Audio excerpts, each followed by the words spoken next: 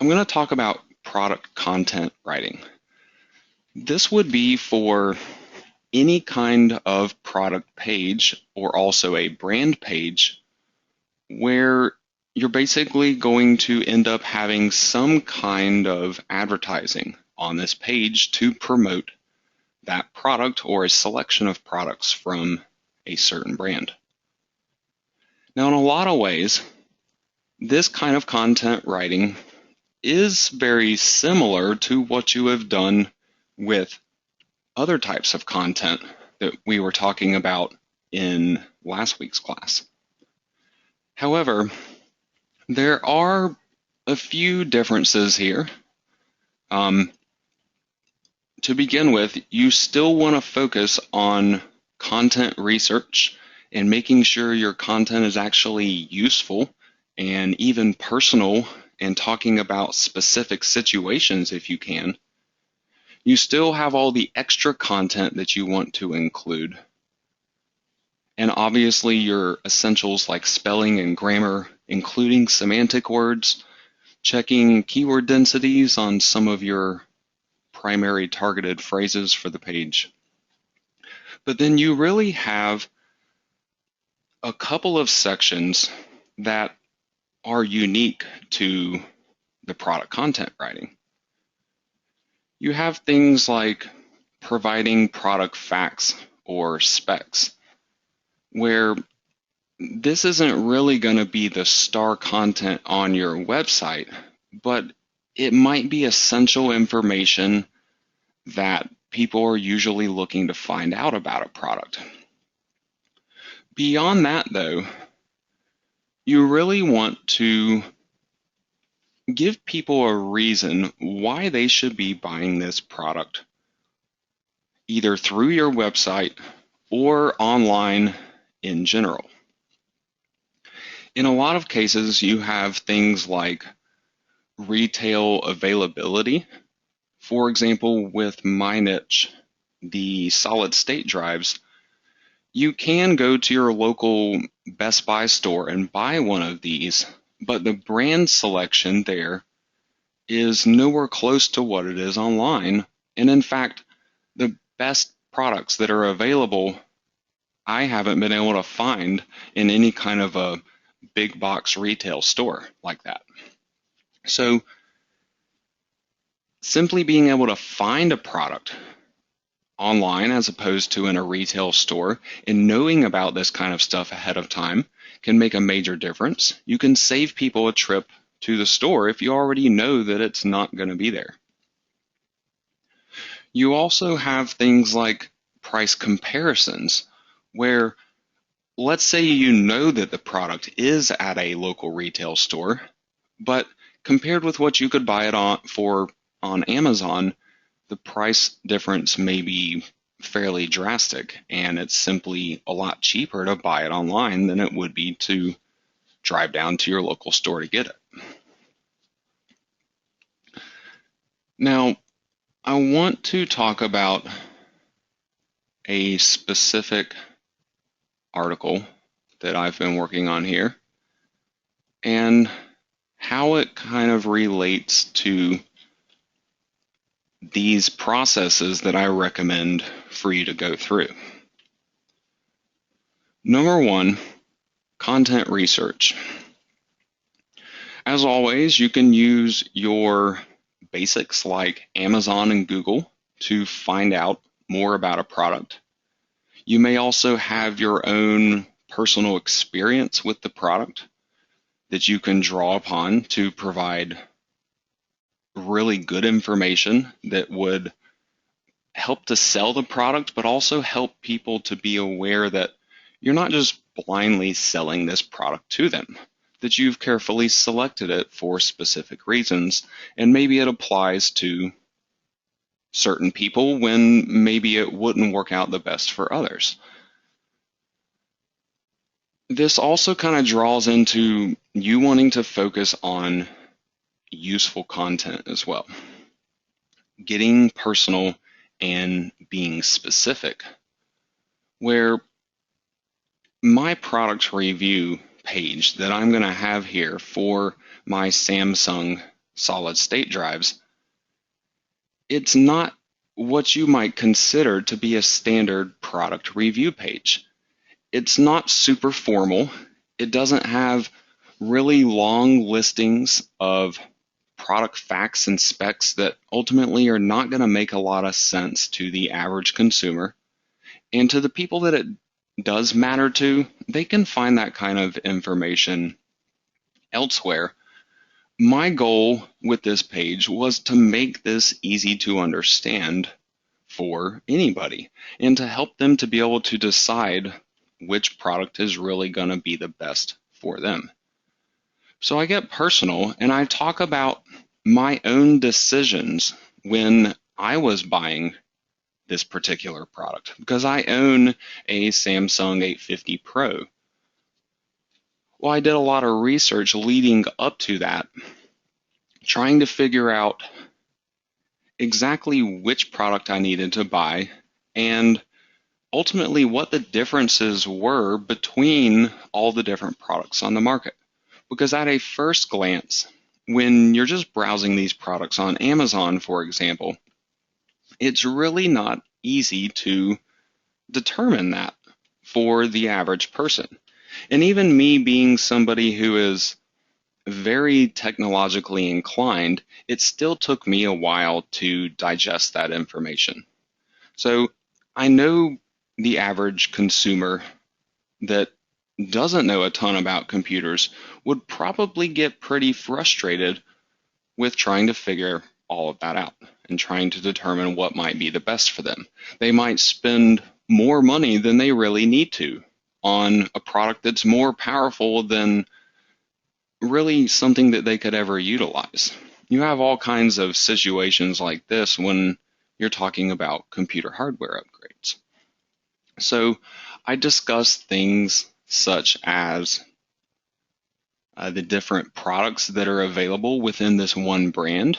I compare one product to the other to talk about not the nitty-gritty technical differences, but the differences that actually matter to the consumer. What's really going to affect you by buying one product over the other?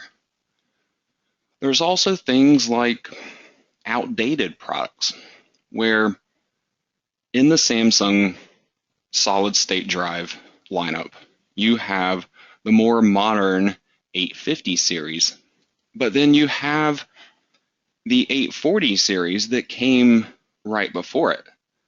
Ultimately, the prices of these two products are pretty much the same. So it's really easy to get confused as far as which one might be better. You also have some other minor aspects, I guess you could say, to selecting the product. For these solid state drives, this is something like the interface that is used to connect the solid state drive to your computer.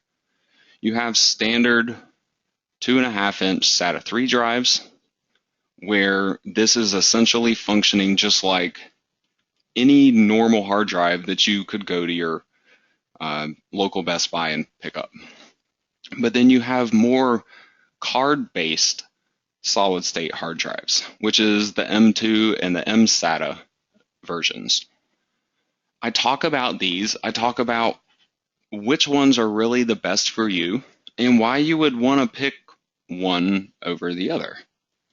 Again, focusing here on providing useful content for people, things that are going to help them make the decisions.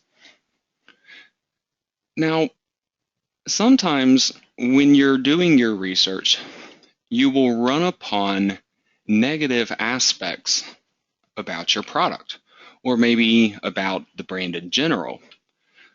So you might find yourself wondering, do I tell people about these negative things that I have found?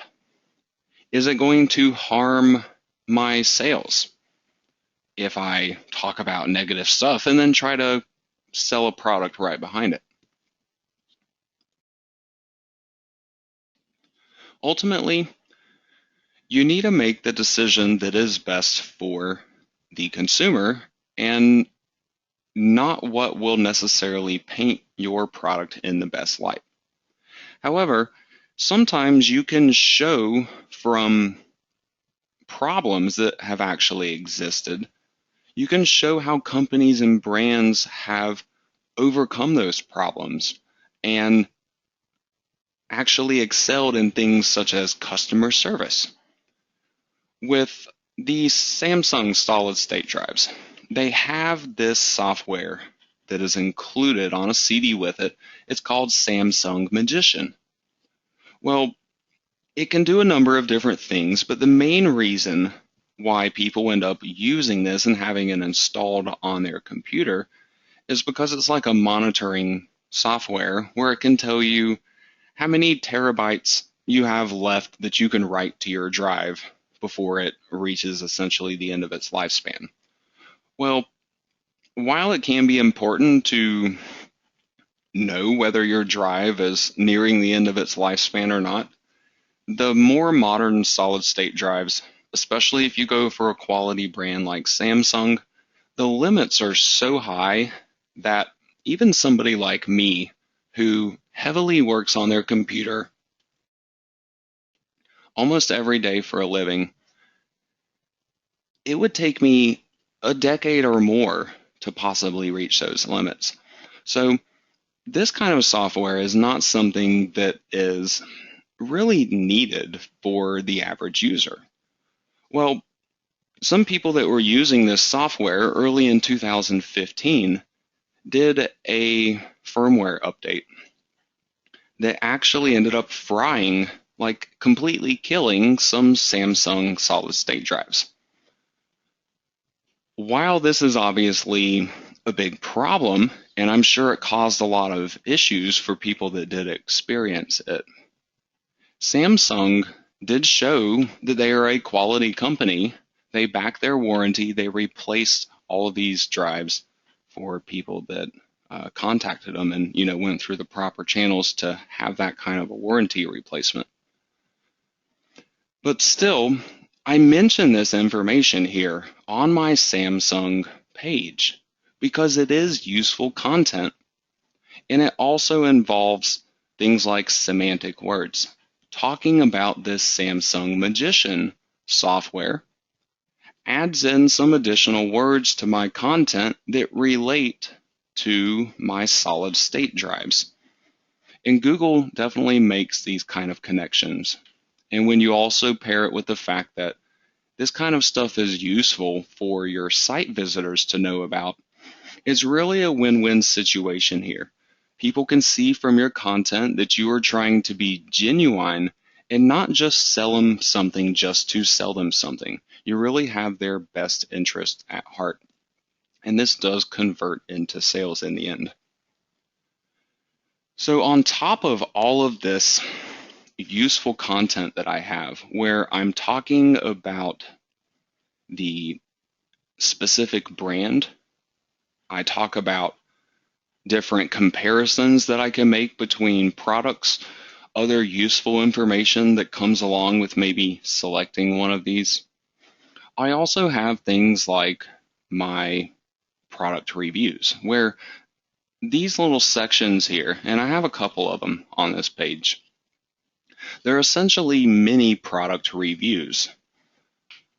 And I'll get into talking about this a little more in detail as this progresses, because I will be going into some more specifics about how I would create both product and brand pages like this. But the point is that as a whole, when you see the really diverse amount of content that is contained within an article like this, when you actually go the extra mile for your website visitors, it's really noticeable on the other side of the spectrum. They can tell the difference between this and an automatic generated store page, for example.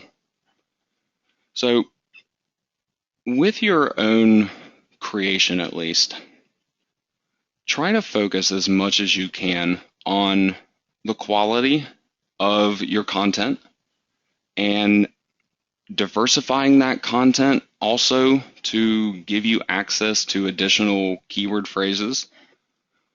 For example, I'm titling this page Samsung Internal SSDs. Even though my title is very limited in the keywords that could possibly be contained within it, my content here gives me access to many, many more possible keywords. I have keywords that are based on the actual solid state drive models. I have the different types of drives that are in there. I'm talking about software that's included for them. I talk about different capacities and model numbers. All of these kinds of things end up being searched by people. And you don't have to build separate pages on your website to target them. You can make one really nice all-inclusive page as long as it's going to be going after very similar keyword phrases. Pretty much any keyword phrase that I would want to be targeting on this site would have to do directly with Samsung and solid state drives.